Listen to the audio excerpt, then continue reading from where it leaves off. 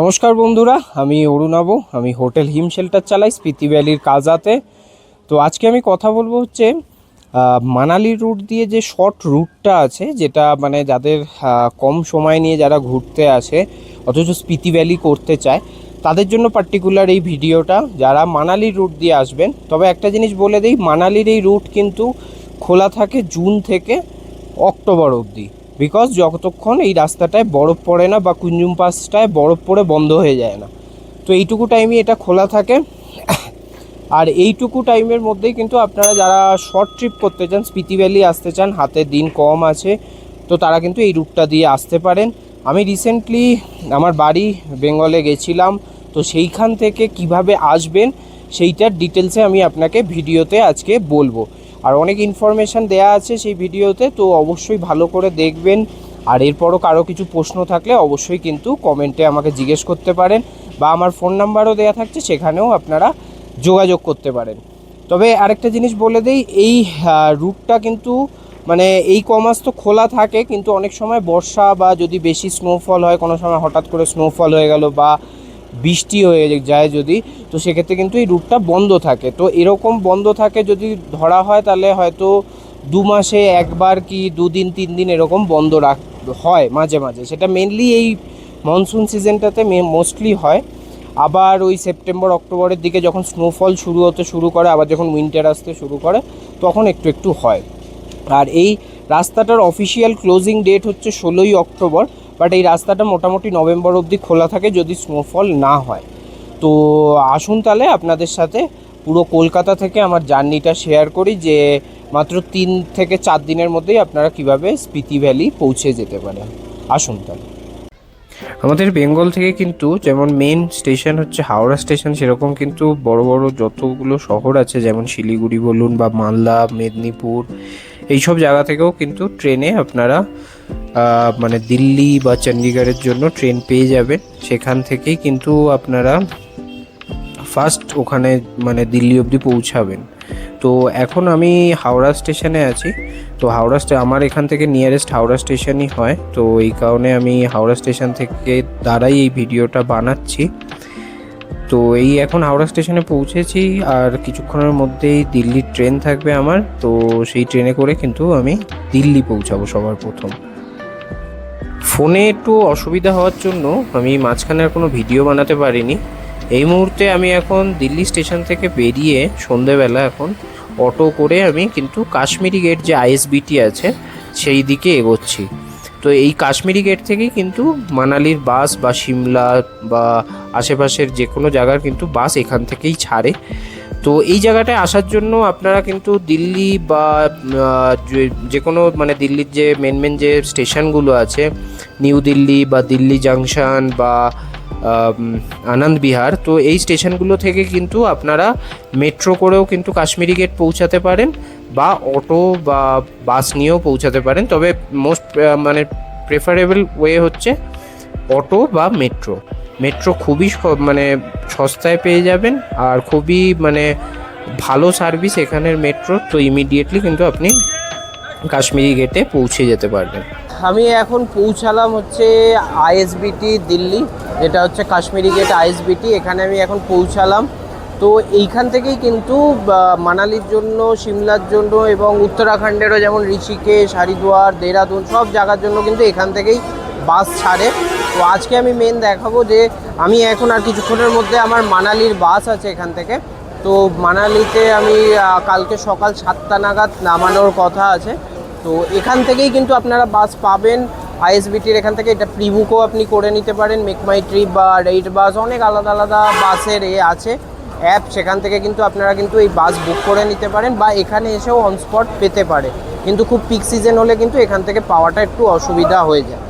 তো আপাতত আমি এখন বাসের দিকেই এগোচ্ছি এবং এর জার্নিটা আরও ডিটেলসে আপনাদের সাথে শেয়ার করছি। আসুন। এই হচ্ছে আমার বাস, ক্ষীরগঙ্গা ট্রাভেলসের। তো এই বাস এখন এসে পৌঁছেছে। এখানে অনেক সময় এই বাস খুঁজতে একটু অসুবিধা হয়, বিকজ এখানেও কিন্তু প্ল্যাটফর্ম নাম্বার করে দেয়া থাকে।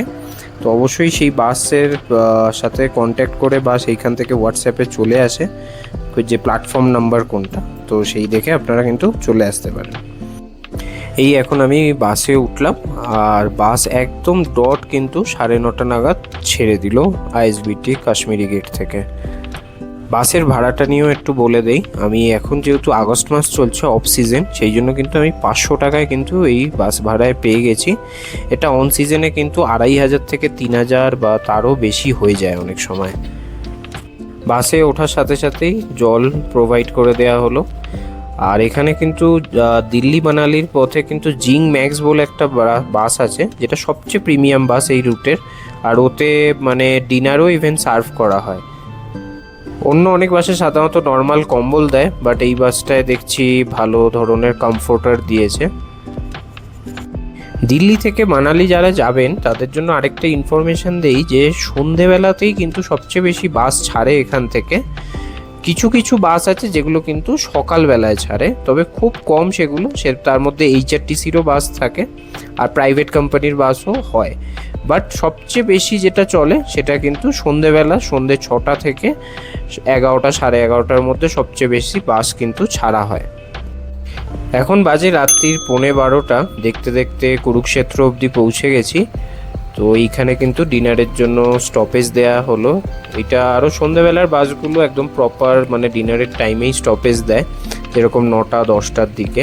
সেগুলো সাধারণত মানে কার্নাল বা মুরথাল ওই দিকেই কিন্তু, বা সোনিপত এই দিকেই কিন্তু স্টপেজটা দিয়ে দেয়। এটা অনেকটা লেটে এগিয়ে এসে স্টপেজ দিল কুরুক্ষেত্রর কাছে। এখানে আমি নিয়ে নিয়েছিলাম তন্দুরি রুটি আর মিক্স ভেজ। দেখতে দেখতে রাত্রি 12টা বেজে গেছে, তো ওই জন্য বেশি মানে খাওয়ারও অতটা আর ইচ্ছা নেই এখন। অলরেডি আমি ঘুমিয়ে পড়েছিলাম বাসে। বাইরে বেরিয়ে দেখলাম আরও প্রায় 4খানা HRTC মানে হিমাচল ট্রান্সপোর্টের গাড়ি এসে দাঁড়িয়ে রয়েছে। এগুলো সবই প্রায় মানালি, সিমলা বা ধর্মশালার দিকে যাচ্ছে। তো বেরিয়ে পড়া হলো এখান থেকে। এইবার গুড নাইট হয়ে যাওয়ার টাইম এখন। আর গুড মর্নিং হলো কিন্তু একদম পাহাড়ে। এখন হচ্ছে সকাল 6টা বাজে। এখন দাঁড়িয়ে আছি মন্ডির কাছে। এখানেই মোস্ট অফ দ্য বাসেস এখানেই দাঁড়ায় ব্রেকফাস্টের জন্য। তবে শুনলাম সামনে একটু হালকা পাথর এসেছে, তো এই কারণে এখানে 1 ঘন্টা মতো প্রায় দাঁড়ানো হবে।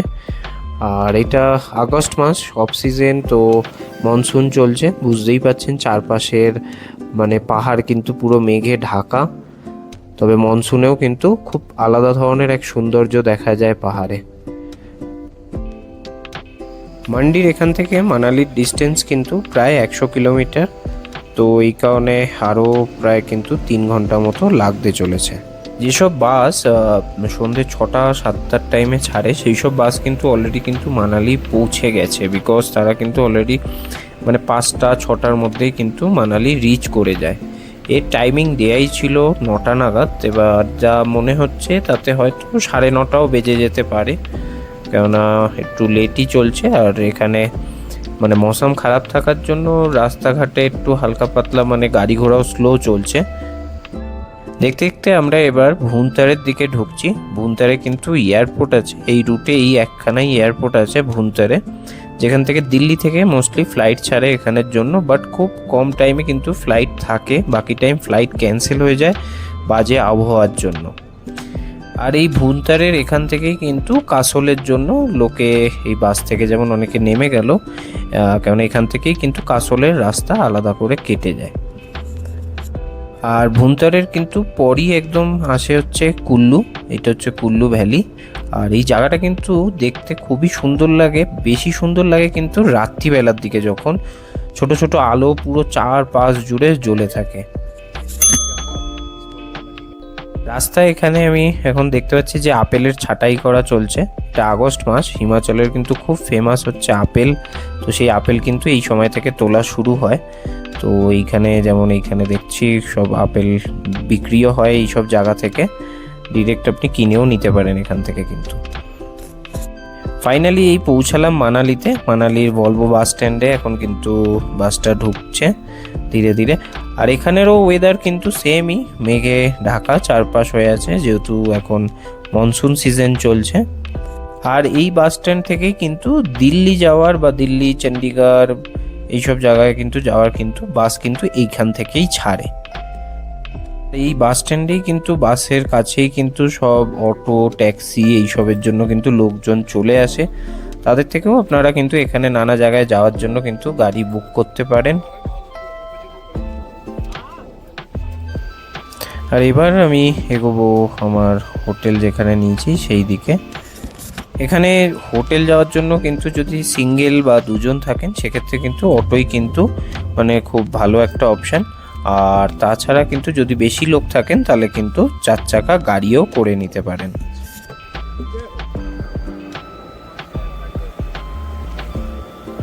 তো আপনারা সবাই দেখলেন আমার মানালি অবধি পৌঁছানোর জার্নিটা। তো এইভাবেই কিন্তু আপনাদেরকে ইজিলি আপনারা মানে মানালি কিন্তু এক নাইটের মধ্যেই পৌঁছে যাবেন। তবে মেন আরেকটা জিনিসের ধ্যান রাখবেন যে মানালিতে এসে কিন্তু এই একটা নাইটের স্টে কিন্তু অবশ্যই দেবেন। এর কারণ হচ্ছে মানে যদি আপনারা ভাবেন যে না দিল্লি থেকে সোজা মানালি আসবো, সেদিন সকালেই আবার মানালি থেকে কাজার গাড়ি নিয়ে নেব, তো সেটা কিন্তু বডির ওপর কিন্তু ভীষণ মানে চাপ সৃষ্টি করবে এবং এর ফলে কিন্তু মাউন্টেন সিকনেস হওয়ার কিন্তু ভীষণ পরিমাণে চান্স বেড়ে যাবে। তো ওরকমভাবে ঘোরার কোনো মানে হবে না, যেখানে গিয়ে আপনি কিন্তু পুরোপুরি অসুস্থ হয়ে পড়ার চান্স মানে 80 to 90% চান্স পর্যন্ত বেড়ে যায় যদি একদিনে যদি এতটা থেকে একদম 12,000 ফিট অবধি যদি চলে যান। তো সেক্ষেত্রে এই জিনিসটার অবশ্যই কিন্তু ধ্যান রাখবেন। আর এখানে একটা নাইট স্টে দিয়ে দেবেন। আর এখানে আশেপাশে ইভেন ঘোরার জায়গাও আছে লোকাল সাইট সিনে, আপনারা যেমন হাডিম্বা টেম্পল, মানু টেম্পল, বা ওখানে আপনার এইদিকে ওল্ড মানালি, আর এইদিকে মানালি মনেস্ট্রি আছে, তারপরে বশিষ্ঠের দিকে যেতে পারেন। তো এই সব জায়গায় কিন্তু অবশ্যই কিন্তু আপনারা কিন্তু ঘুরতে যেতে পারেন এই এক নাইটের স্টেটা দিয়েও। আর এগুলো একদম লোকাল সাইট সিনের মধ্যে পড়ে, তো বেশি টাইমও লাগবে না। তবে হ্যাঁ, অন সিজনে আসলে সেখানে একটু ভিড়ের সম্মুখীন হবেন। এখন আমি যেমন অফ সিজনে এসেছি, তো এই সময় কিন্তু কোনো ভিড়ভাড়টা একদমই নেই, সব জায়গায় কিন্তু খালি খালিই আছে। তো খুব ভালোভাবে ঘোরা যাবে যদি এই টাইমে কেউ আসেন। তো অবশ্যই এই জিনিসগুলো ধ্যান রাখবেন যে আপনারা কিন্তু কোনোভাবেই কিন্তু একবারে স্পিতি পৌঁছানোর চেষ্টা করবেন না, অবশ্যই কিন্তু স্টে দিয়ে তারপরেই স্পিতি পৌঁছাবেন, মানালিতে এক নাইটের স্টে দিয়ে। এই জিনিসটা কিন্তু অবশ্যই মাথায় রাখবেন। তো এরপরে আপনাদেরকে আমি দেখাবো যে এখান থেকে কিভাবে আপনি গাড়ি বুক করবেন আর কোথা থেকে আপনি কাজার গাড়ি পাবেন। তো এইটা হচ্ছে মেন, বহু লোক এইটা নিয়েও কনফিউশন থাকে যে কাজার গাড়ি আমি কোথা থেকে পাবো। আর তাছাড়া HRTCর কিন্তু বাস চলে, সেটা কিন্তু এই মল রোডের ঠিক শেষের ওখানেই কিন্তু বাসের মানে বাস স্ট্যান্ড আছে। তো সেইখান থেকে কিন্তু আপনি কিন্তু বাসের টিকিট করে নিতে পারেন মানালি টু কাজার, যারা HRTCর বাসে যাবেন। আর এছাড়া যারা মানে লোকাল ট্যাক্সিতে যাবেন, শেয়ারিং ট্যাক্সি যেটা মানালি কাজাতে চলে, তো সেই ট্যাক্সিতে যাওয়ার জন্য যেখান থেকে আপনি পাবেন তাদের কন্ট্যাক্ট বা তার মানে সেই জায়গাটা যেখান থেকে ছাড়ে, তো সেই জায়গাটাই আপনাদেরকে আজকে আমি দেখাতে চলেছি। চলুন।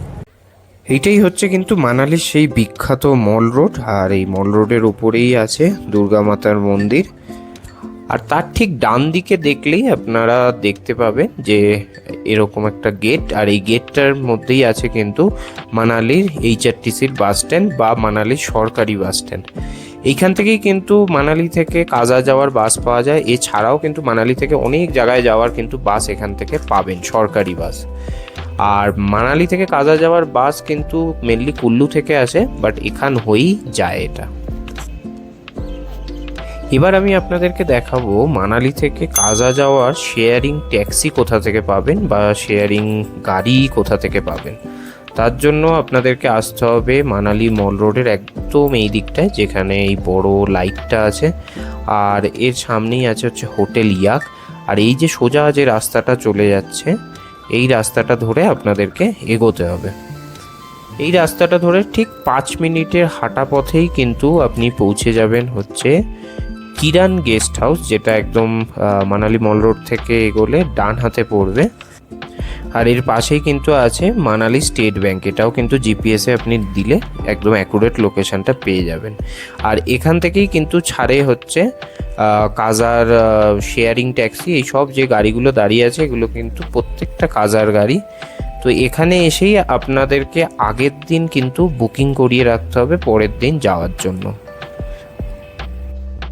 আশা করি যে আমাদের বেঙ্গল থেকে যারা এই মানালির রুট ধরে স্পিতি ভ্যালির দিকে আসবেন তাদের জন্য এইসব ইনফরমেশান যথেষ্ট পরিমাণ হতে চলেছে। এছাড়া আমি এর পরের পর্বে এইটুকুই রাখলাম মানালি অবধি। এর পরের পর্বে আমি কিন্তু মানালি থেকে কাজা যাওয়ার এটা কিন্তু ডেসক্রিপশানটা দেব, সেটা কিন্তু আরও সুন্দর হতে চলেছে, সেটা আরও ইনফরমেটিভ হবে এবং খুব অ্যাডভেঞ্চারাস একটা রোড। তো আশা করি আপনাদের সবার আরও ভালো লাগবে। তো এই ভিডিওটাও যদি ভালো লেগে থাকে অবশ্যই কিন্তু শেয়ার করুন আর আমার চ্যানেল সাবস্ক্রাইব করতে ভুলবেন না। চলুন আজকের মতো এইটুকুই থাকলো, পরের ভিডিওতে দেখা হচ্ছে।